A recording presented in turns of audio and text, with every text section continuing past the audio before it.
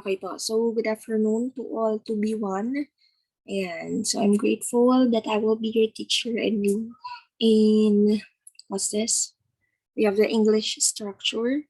And so first thing, let's have an opening prayer for you guys. So let's close our eyes and bow our heads. Heavenly Father, we thank you and glorify you for this wonderful weekend. Thank you for the rest. Thank you for the opportunity to study. Lord, give us a grateful hearts, Panginoon, na sa kabila ng hirap sa pag-aaral, patuloy kami magpupursige knowing that we are in our step, on our initial step to our dreams, oh God. Lord, give us the courage to go through and give us more hope in you, God, Lord. Salamat po sa pangalan ni Jesus. Amen. Okay, so magandang hapon po. So sa wakas nakapag-record din po si Ma'am Ayan, so let's start with a short orientation. So let me pull out my PowerPoints for you to see it, everyone. Ayan, short orientation lang tayo. And yes, ayan. So welcome to first semester, school year 2022 to 2023. So welcome to my subject, no? Ayan. So first thing, I want to introduce myself. So my name is, wait lang. And so my name is Miss Shinami M. Disacula. So I am an instructor 1. I am a part-time teacher. I am a part-time instructor at Trece Martires City College. So obviously, andyan na ako, no? Nag-part-time lang ako kasi I have to transfer sa ibang work. We're in, yon sa public school. So yon nagstay pa rin ako for part-time. So I'm 26 years old and I graduated from Cavite State University main campus with a bachelor's degree of Bachelor of Secondary Education, major in English. So kailan ako pumasok ng board? That was September 2019 by the grace of God. And alam ko na kung kinaya ko, ay kaya nyo din po in the future. Ayan. So I first teach in St. Jude Parish School, Trece Martires, and then I transferred as an instructor in Trece Martires City College. But I'm not a resident of Trece. I'm from General Trias, Cavite. Ayun po. So let's continue. So your subject with me is language, culture? No. Ayan. Ayan po. Wait lang po Ayan po, language, culture. Mali ako. Hindi structure of English. Ibang subject yun. Ayan po. So your subject with me is language, culture po. Okay. And then your schedule is tuwing Sabado. Ayan. Saturday, 4 p.m. to 7 p.m. Ayan. And then our platform for our class will be Google Drive and Google Meet. So obviously I will not use Google Classroom because I have a hard time accessing it since may problem sa system ng laptop ko.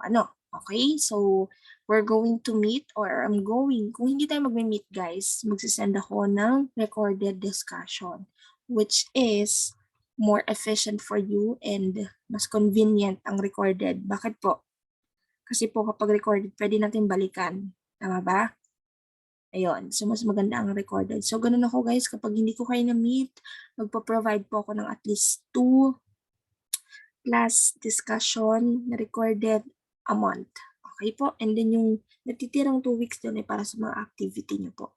Okay? Or we're not going to do anything at all. Okay? So, 2 synchronous meeting per month or 2 discussion per month. And the rest of that is activity. 15 minutes late only during synchronous class.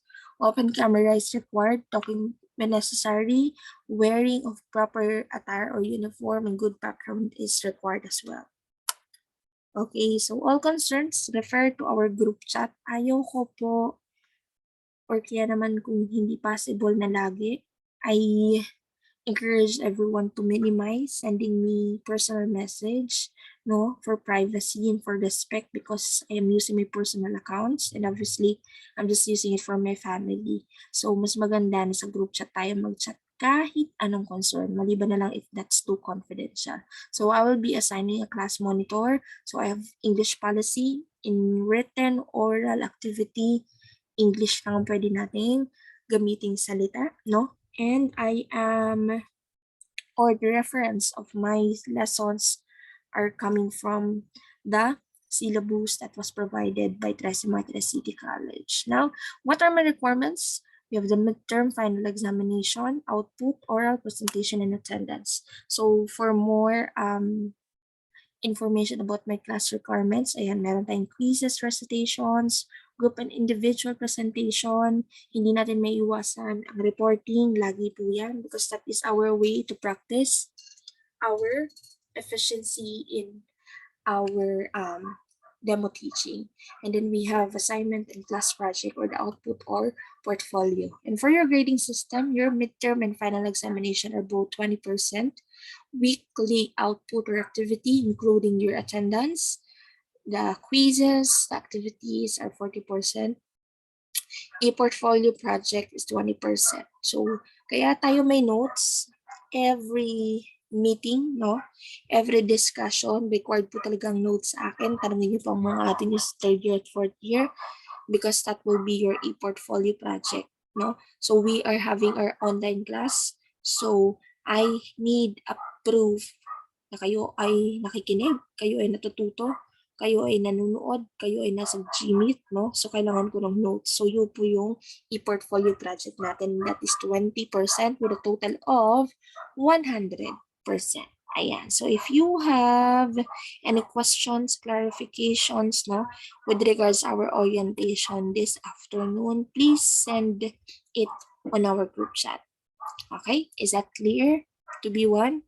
Okay, thank you so much. So now, let's proceed to our proper lesson.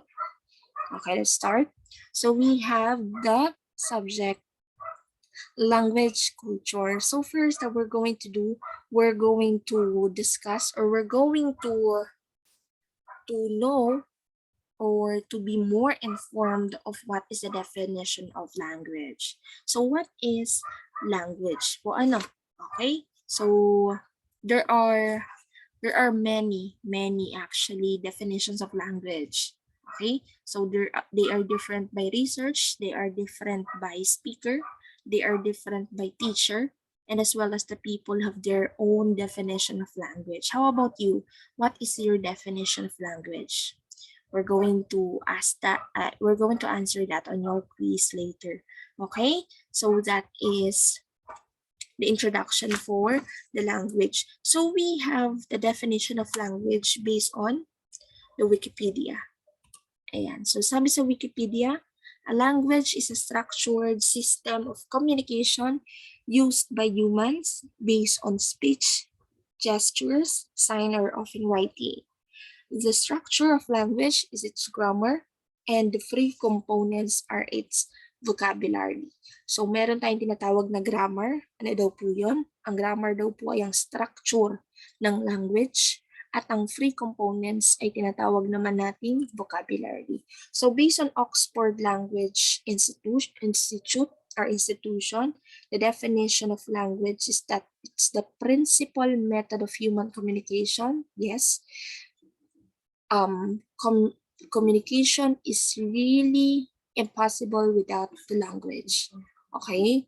Consisting of words used in a structured and conventional way and conveyed by speech, writing, and gestures. So that is Oxford. Now, we have now the definition of language on Merriam-Webster. So kapag sinerch natin ang definition ng language sa Merriam-Webster, it says here that language is the system of words or signs that people use to express thoughts and feelings to each other. Okay, so yun po yung definition ng language based po dun sa iba't ibang researches na nagawa natin, no? So now, let us identify the common understanding of how language are viewed. Okay? So based on the different definition we had knew, no, earlier, we have or I have observed one thing in common. So sabi doon, 'di ba, language are used for communication, language are the basic tool for having a conversation with people. These are used by human, no? It could be in gestures or signs or often writing. Okay? Or kaya naman po, it is consisting of words or structure in conventional ways. No? So, pag sinabi nating communication or language, it has common of definition, and that is language is used as a communication tool. Ulitin ko, when we say language, that is used as communication tool. So pag tayo tinanong, what is a language?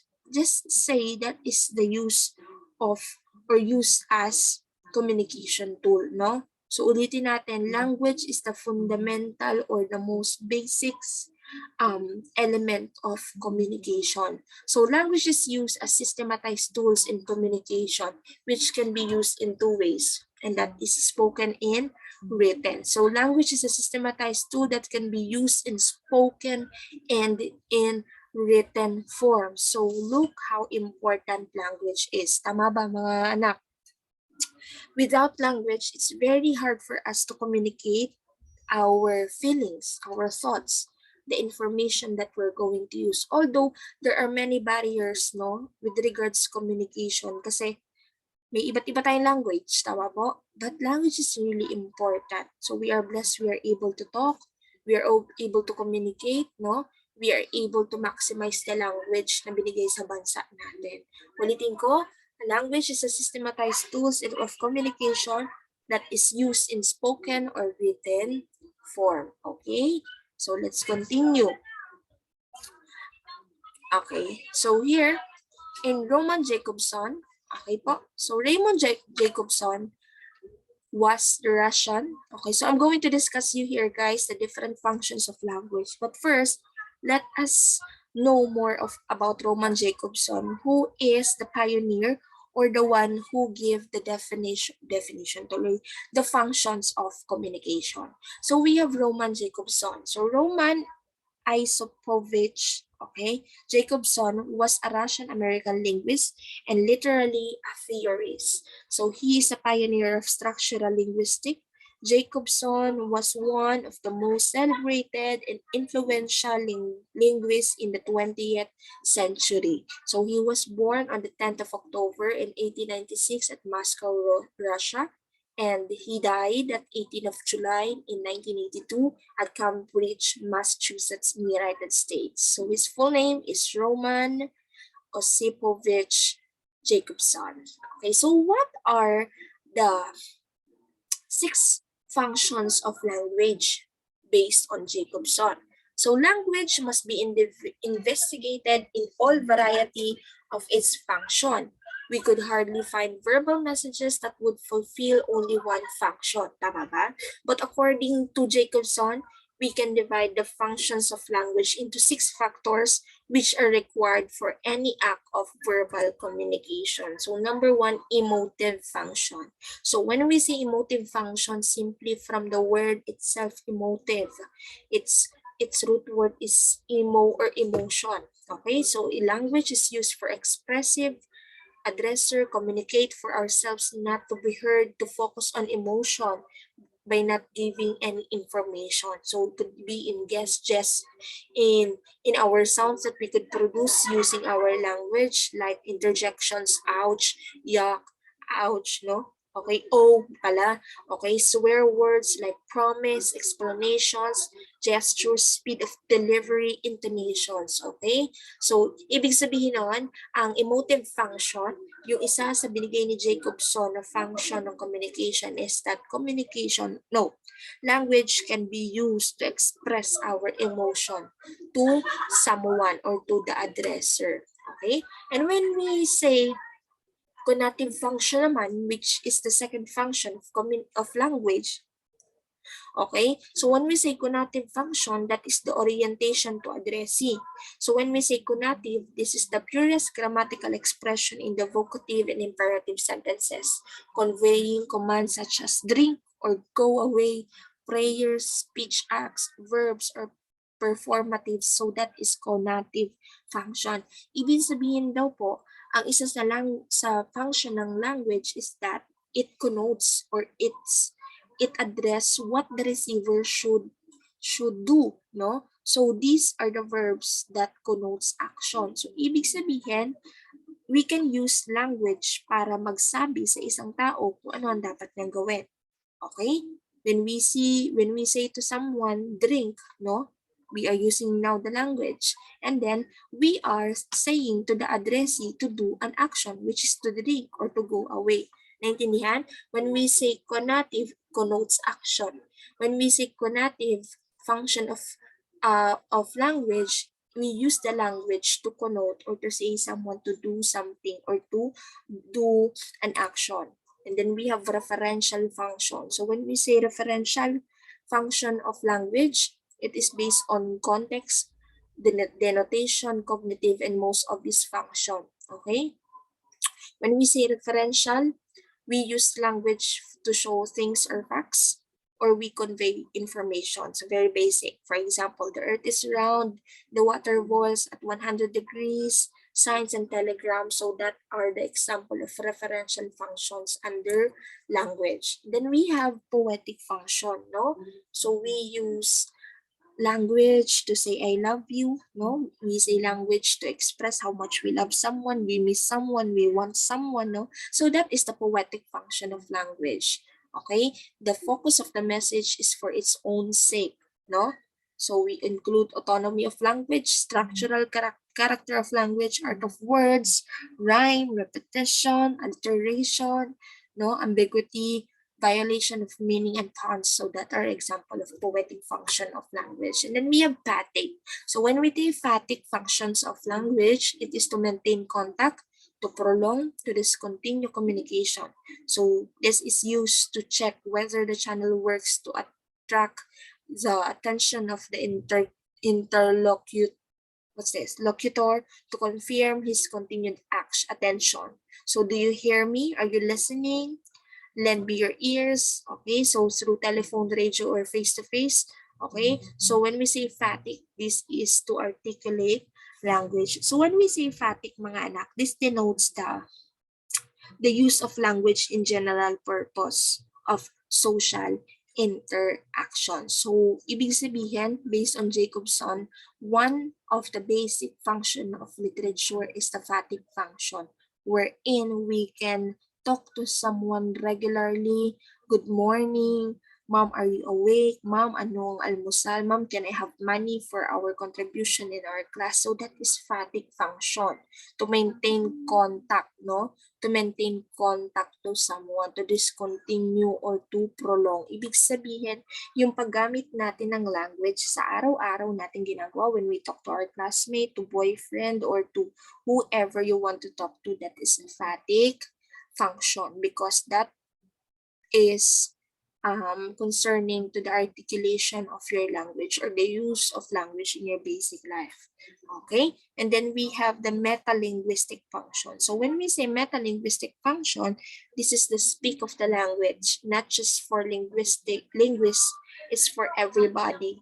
It conveys code analysis, no? So checking up whether each sites use the same code for discourse about entities of linguistic nature, also lexical codes for everyday use. So when we say metalinguistic, mga anak, it indicates that language do not just conform po sa isang lengguwahe lang or sa isang kind, sa isang uri. But when we say metalinguistic function, one of the function of language is to enhance. Okay, kumbaga sa cell, mag-multiply, dumami. Kaya tayo meron metalinguistic na tinatawag kasi meta means more than, meta means three, meta means many, no? So isa sa characteristic or functional ng language ay magparami. Okay? So sabi dyan, speak of the language. Okay? It's for everybody. Kaya po meron tayong iba't ibang language because we are using it on different kind of people in different institution, in different community, and in different country. Malinaw? Okay, so that are the 6 functions of language based on Jacobson. Balikan natin, what are these 3? Emotive, conative, referential, poetic, we have the pathic, and metalinguistic. So now, meron tayong tinatawag na social function of language. So, hindi na to kay Jacobson. Okay, this is based on Hudson na 1996 on his book. I forgot the title of this book. Okay po. Ayan, so the meaning of social functions of language is that language is seen as a social phenomenon. Social phenomenon means that there are social activities of relationships among people. These social relationships involves the use of language as a crucial instrument of communication. In other words, social relationships among people are performed by choosing linguistic terms that reflects the kind of these relationships. So for example, there are social ranks, different social status, and different levels of authority or power among people. Thus, when those different people of different social function communicates with each other, hence they will be restricted to follow specific linguistic norms in order to maintain these social relationships without exceeding the social norm, social convention, and other criteria that are accepted across the societies as the correct social behavior. No? So ano po kayang ibig sabihin yan? Okay? So the social function of language refers to the way we, ang tawag doon? We relate language to our relationship with other people. So this means it's how we use language and how we use communication in a social setting. So para mas maintindihan natin, no? Ayan, I have here an example.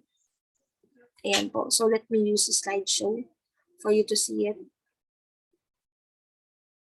Ayan. So, let's take a look of a concrete example, no? Ay, huwag ko muna ipakita yan. Okay. So, for example po, ayan. So, sabi dito, using word meaning and word form. So, we're going to pretend, no, na you're in a college. You're in the college. Okay? You're in our school. And just started a new internship in the school and have gotten sick on day 3. For example po, na-hire kayo as instructor sa TMCC. Okay? So you're going to call your principal or department head, Dr. Lea Lontok, and ask her or tanungin siya kung pwede ka mag-day off. Okay? So bakit ka mag-day off? Kasi may sakit ka. Like that. How are you going to do this? So there are things that we have to consider. So you're talking to the president of the MCC, no? So there are an infinite number of ways we can phrase this. But let's stick with the 2 example that we can analyze. So sabi dito, is it, are you going to say it like this? Like, hey, Leia, I'm sorry. I feel sick to my stomach, no? Masakit ang tiyan ko. I'm gonna need to take a day off. So that is very wrong. Okay po. And rather, ayan, hi Dr. Leia, I'm sorry but I feel very sick today. I'm going to need to take the day off. So this is wrong and this is correct. Yan mga anak, ang tawag dyan ay social function of language. Kanina binalikan natin yung iba't ibang function ng language, pero meron tayong pinaka mahalagang function ng language, and that is the social function, wherein we are going to consider, we are going to give high courtesy or regards to our receiver or recipient. Ibig sabihin, ang pinakamahalagang function ng language is ang social, kasi po, we are not considering any function, but we are considering the courtesy or the one that we are talking to. So mahalaga po yun, no? Na dapat po kapag makikipag-usap tayo, is nakikita natin ano ba yung mga dapat na words na kailangan natin gamitin, kailan dapat magsalita, kailan dapat magtumigil, kailan po dapat maghingi ng opportunity para mag-respond sa isang tao. Okay? So ang tawag doon ay social function of language. We have to use language properly, accordingly, no, when it comes to the social function.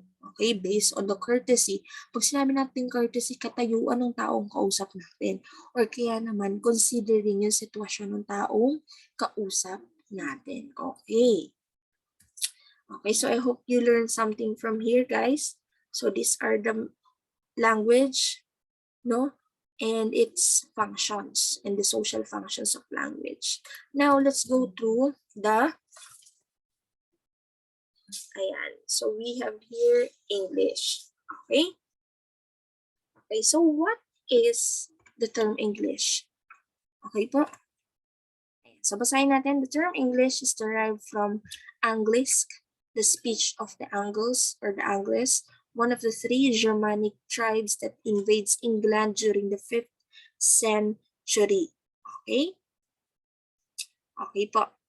The English language is the primarily language of several countries including Australia, Canada, and New Zealand, the United Kingdom, and many of its former colonies, and the United States, and the second language in a number multilingual countries including India, Singapore, and the Philippines. Okay po? So it's an official language in several, ano pa ba? It's, okay po. So based po dyan sa PowerPoint natin, no, let me add that the term English or the language English, sorry po, next, okay. The language English class, so it's an official language of several African countries as well, such as Liberia, Nigeria, we have South Africa, but it's spoken worldwide in more than 100, okay po, 100 countries. So it's learned, no, around the world by children in school as a foreign language, and often becomes the common denominator between people of different nationalities when they meet while traveling, doing business, and in all other purposes. Kaya napakahalaga to be one. I'm so proud of you that you have choose the major English kasi hindi ito madali. Sinasabi ng iba na ito yung pinakamadaling major, but it's not, no? Ang dami pag magturo kayo ng junior, ng senior high school, napakadami sa kanila na hirap magsalita ng English, no? So, kailangan tayo ng bayan, no? Kailangan po tayo ng community natin. Okay po. Okay, so today, there are about 6,000 languages in the world, and half of the world's population speaks only 10 of them. So, I want to share you a fact that the influence of English language has also spread globally through American pop culture, music, movies, advertising, and TV shows. Kaya kung mapapansin natin, whenever we watch movie, in Netflix, in YouTube, or everywhere we want, we observe English subtitles, no? And we're blessed that we could understand English language because it is the universal language that we are using. So whenever we say universal, it is used in any countries, no? And we are grateful that in Philippines we have subject English because in other countries like Korea, they don't have or they don't offer English curriculum. No, kasi hindi daw kailangan. No. No, enable for you to be a competitive person, a competitive part of the community, you have to learn English. I told you so. Okay, lagi ko yung sinasabi sa mga students ko na you have to learn proper English or basic English rather. Okay, let's continue. Wait lang po ah. So sabi dyan, a third of the world's population speak English as a first or secondary language. Over 2 billion people. How many? 2 billion people. Ganyan karami ang mga taong gumagamit ng English language. Okay. So there are now estimated to be 1.5 billion English speakers globally. So you're one of them. Yan. Okay. So 375 million who speak English as their first language.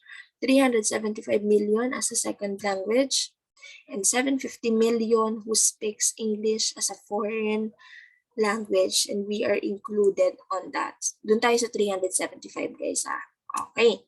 Okay. When was the English was first spoken? So English derived from a Proto-Indo-European language spoken by nomads wandering Europe about 5,000 years ago. So in the Norman conquest in 1066, the Norman French dialect arrived in Britain.